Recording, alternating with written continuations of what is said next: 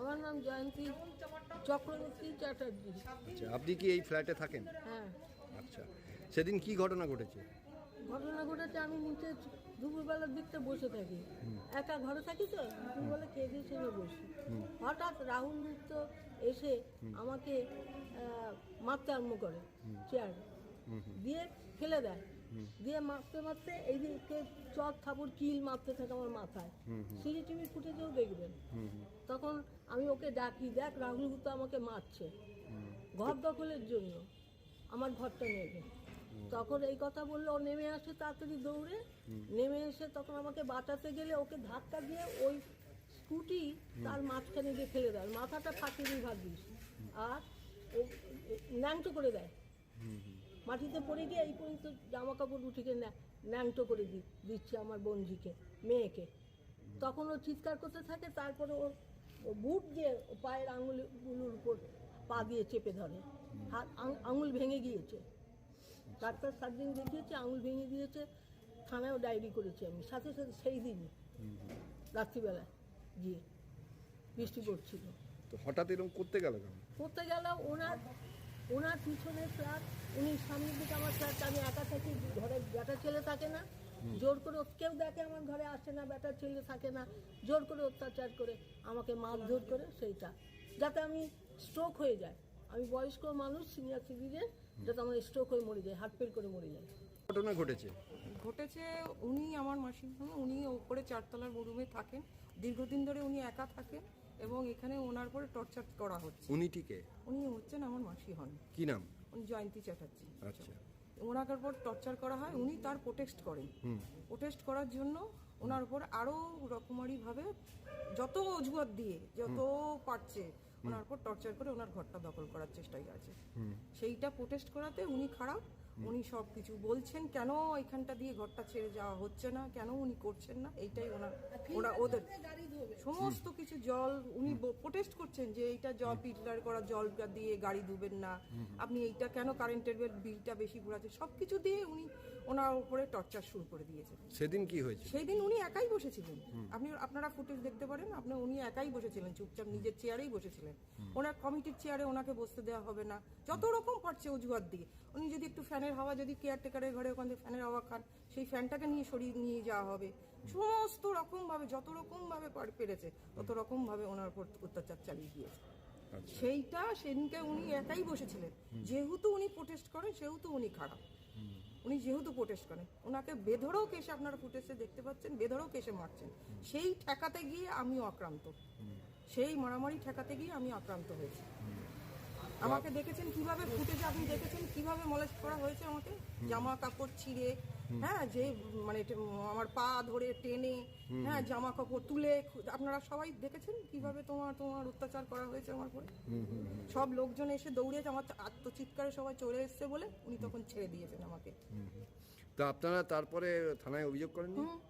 GD করা রয়েছে, আমরা তোমার কি যেন জিডি করেছেন? হ্যাঁ, ওনারা কেস নিতে চাইছিলেন না, আমরা তখন জিডি করেছি। যাই হোক, আমার কর্তাকে তখন জানানো হলো, আমার হাজবেন্ডকে জানানো হয়েছে, উনি তখন গিয়ে এই কেসে তোমার করানো হয়েছে। মেডিকেল করেছিলেন? মেডিকেল করেছি। মেডিকেলে কি? আমার ফ্র্যাকচার আছে, হাতে চিপ খাওয়া আছে, ফ্র্যাকচার আছে, এইটাতে করাতে আমার হাত ফ্র্যাকচার আছে।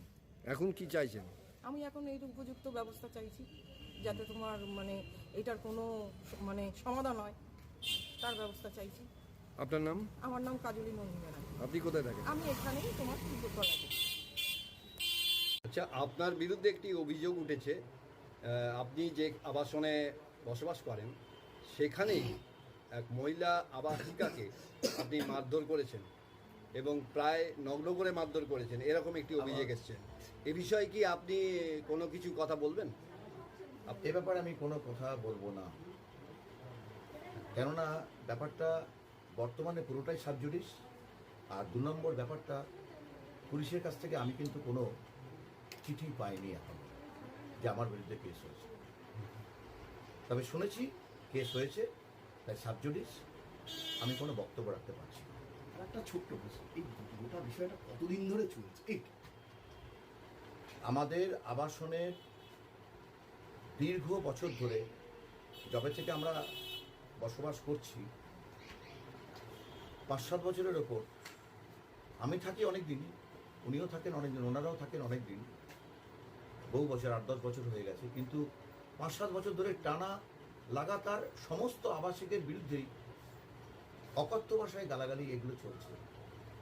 আমার প্রতিটা প্রতিবেশী যারা আবাসিক রয়েছেন একই ফ্ল্যাটে, তারা প্রত্যেকেই অত্যাচারিত, অতিষ্ঠ। ফলে বিভিন্ন সময়তে আমরা বিভিন্ন জায়গায় চিঠি দিয়েছি, আইসিকে চিঠি দিয়েছি, আজকে 3-4 বছর ধরে চলছে। এসডিওকে চিঠি দেওয়া আছে, ডিএমের অফিসে চিঠি দেওয়া আছে, সব জায়গাতে আমরা চিঠি চাপাটি করেছি, কিন্তু কোনো এখনো পর্যন্ত সঠিক পদক্ষেপ পাইনি। তারা বহাল তবিতে বসবাস করছেন এবং সমানভাবে অত্যাচার চালিয়ে যাচ্ছেন। আমার আবেদন, আপনারা আমাদের অন্যান্য যারা আবাসিক রয়েছেন তাদের কাছ থেকেও এই বক্তব্যটা নেবেন যে সত্যিকারের তারাও অত্যাচারিত কিনা। আর একটা ছোট্ট কথা, রাহুল গুপ্ত শহরের একজন বিশিষ্ট চিকিৎসক, প্রচুর মানুষের পরিষেবা দেন, তার মতো মানুষ এরকম ধরনের হট করে এরকম সিচুয়েশন হলো কেন? অত্যাচারের সীমাটা যখন প্রচণ্ড পরিমাণ চলে যায়, তখন মানুষকে যখন যাহার নিষ্পত্তি বাক্য বলে নহে তার নিষ্পত্তি বাহু বলে বলে একটা কথাই আছে বঙ্কিমচন্দ্রের। কোনো জায়গাতে, সেই জায়গাতে আমাকে হয়তো হাত তুলতে হয়েছে, এইটুকুই বলতে পারি। তবে শ্লীলতাহানি বা অন্যান্য কথা এটা কিন্তু সঠিক নয়। এর জন্য কি আপনি অনুতপ্ত? একদম এক ফোঁটাও না। প্রত্যেক কোনো মেয়ে যদি কোনোদিন অ্যালিগেশন আনতে পারে একজন মহিলা হিসেবে, একজন পুরুষ মানুষ হিসেবে আমার প্রয়াত মা, প্রয়াত বাবা এবং আমার স্ত্রী, তাদের সম্মান রক্ষা করা পুরুষ মানুষ হিসেবে কর্তব্য বলেই মনে করি। এবং সেটাই আপনি করেছেন। যেটুকু করার, বেশি করিনি, যেটুকু করেছি সাবধান হিসেবে করেছি, সাবধান বাণী হিসেবে, বাড়তি কিছুই করিনি। শুরু হোক শুভক্ষণ, সেরা বেনারসির কালেকশন, আধুনিক বস্ত্রের মহাসম্ভার বিনা পানি। তাহলে দেরি কেন? আজই চলে আসুন ডিএন রায় রোড, জজ কোর্ট সংলগ্ন, কৃষ্ণনগর, নদিয়া। চশমা যদি করতে হয় দৃষ্টি ছাড়া মোটেই নয়। এখানে পাবেন আধুনিক চশমা ও সানগ্লাসের বিশাল সম্ভার। রয়েছে কম্পিউটার দ্বারা নিখুঁত চোখ পরীক্ষার ব্যবস্থা। চলে আসুন নেদিরপাড়া, কৃষ্ণনগর। ফোন 9732775228। কার্পেট, পাপোশ আর লেটেস্ট ডিজাইনের ওয়ালপেপারের বিশাল সম্ভার, তাও আবার সরাসরি কলকাতার হোলসেল ও রিটেল দামে। উদয়, কাঁঠালপোতা মোড়, কোতোয়ালি থানার সন্নিকটে, কৃষ্ণনগর। কল করুন 9932290322 নম্বরে।